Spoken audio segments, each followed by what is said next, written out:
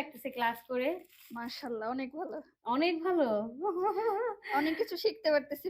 ভালো তো অনেক অনেক টিপস এন্ড ট্রিকস এগুলো তো জানতে পারছেন হ্যাঁ, নাকি? হ্যাঁ, এটাই হচ্ছে মেইন। আচ্ছা, এটাই মেইন। এটাই মেইন।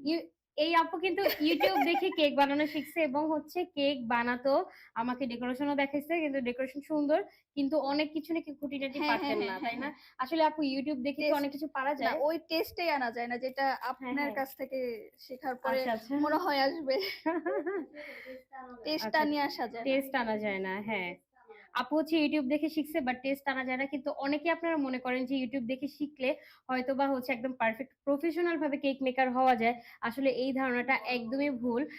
তো আপনাদের যেটা করতে হবে, অবশ্যই প্রফেশনাল কারো কাছ থেকে হচ্ছে কেক মেক করা শিখতে হবে এবং সার্টিফাইড হতে হবে, এরপরে কিন্তু আপনি একজন প্রফেশনাল বেকার হতে পারবেন।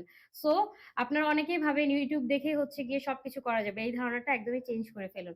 আর যারা কিনা রেজিস্ট্রেশন কমপ্লিট করে না এখনো, আমি বলবো যে ভিডিওর নিচে যে নাম্বারটা দেখতে পাচ্ছেন হোয়াটসঅ্যাপ নাম্বার, এই নাম্বারে হচ্ছে হোয়াটসঅ্যাপ করে আপনারা কিন্তু রেজিস্ট্রেশনটা কমপ্লিট করে ফেলতে পারেন।